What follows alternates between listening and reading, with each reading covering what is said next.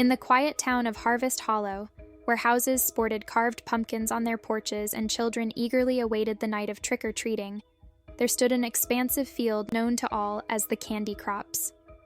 The field, bathed in moonlight, wasn't your typical farm plot. Instead of corn or wheat, it sprouted treats of every kind: gummy worms wriggling out of the ground, chocolate buds blooming under the starry sky, and licorice vines curling around candy canes. Guarding this sugary spectacle was Sir Straw, a scarecrow with patchwork clothes, a wide-brimmed hat, and button eyes that twinkled with mischief. Rumor had it that Sir Straw wasn't just any scarecrow. On Halloween night, he came to life, animated by the magical essence of the Candy Crops. Children loved to share tales of spotting Sir Straw dancing under the moon or playing pranks on candy-loving crows. However, this particular Halloween was special. A challenge awaited Sir Straw that he had never faced before. As the first stars appeared in the evening sky, a rustling sound echoed through Harvest Hollow. Whispers of a candy heist planned by a group of mischievous creatures spread like wildfire. Sir Straw, with his twinkling button eyes, knew tonight was not going to be like any other. The clock in the town square of Harvest Hollow struck 7, signaling the onset of twilight. As children donned their costumes and parents lit the lanterns, an air of festive excitement mixed with whispers of the rumored candy heist. At the Candy Crops, Sir Straw could feel the magic in the soil grow stronger, empowering him.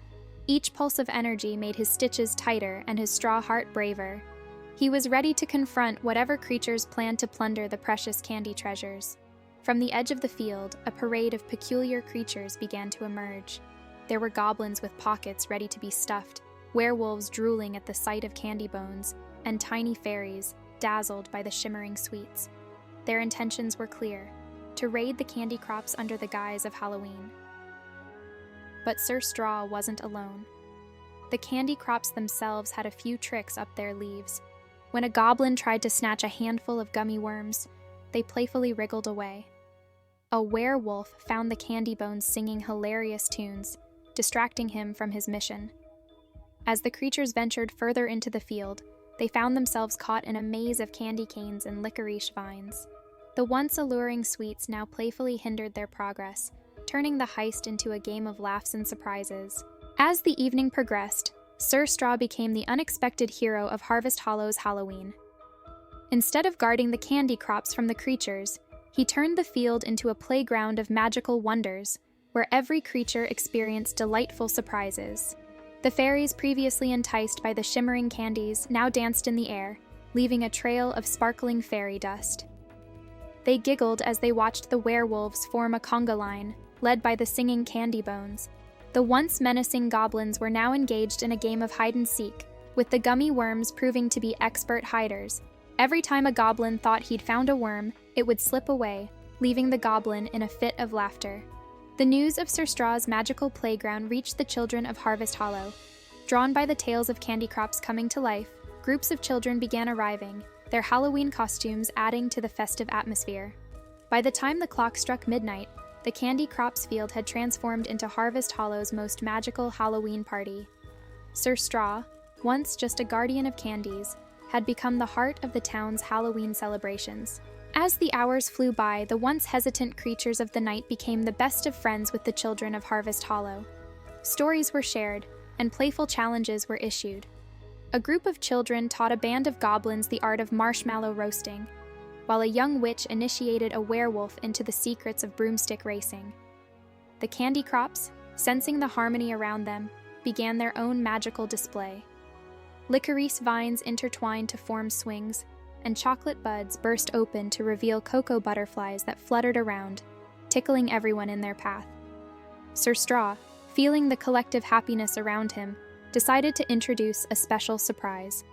With a graceful wave of his straw arm, a section of the candy field transformed into a carousel made of candy canes and gumdrops. Its music, a sweet melody, beckoned all to join in the merry-go-round. The sight of goblins, children, werewolves, and fairies laughing together as they rode, the candy carousel was a sight to behold. It epitomized the magic of Halloween in Harvest Hollow, where barriers faded and the spirit of fun and friendship prevailed. As dawn began to break, a gentle hush fell over the Candy Crops, Tired but happy faces made their way home, their pockets filled with candies and their hearts with memories that would last a lifetime. As the first rays of sunlight painted the horizon, the magic of the candy crops began to wane. The creatures of the night, with their pockets full of treats and hearts bursting with gratitude, disappeared into the mists, leaving behind echoes of laughter and footprints of joy. The children, with tales to tell and candies to share, headed home, their sleepy eyes filled with dreams of another Halloween night in Harvest Hollow. They knew that every year, the magic would return, and Sir Straw would be there, waiting with new surprises. Sir Straw, having witnessed the most magical night of his existence, returned to his silent vigil as the guardian of the candy crops. But something had changed. His button eyes now held a permanent twinkle, a testament to the memories he had created and the friendships he had forged. The townsfolk of Harvest Hollow, hearing tales of the magical night from their children, decided to make the candy crops the official celebration ground for every Halloween. A plaque was placed at the entrance of the field reading, "Here lies the heart of Harvest Hollow's Halloween, guarded by Sir Straw, the bringer of joy and magic." And so, year after year, the legend of Midnight Munchies, the Scarecrow's tale, grew. Children and creatures, townsfolk and travelers, all awaited that one special night when the ordinary became extraordinary, and the magic of Halloween came alive in Harvest Hollow.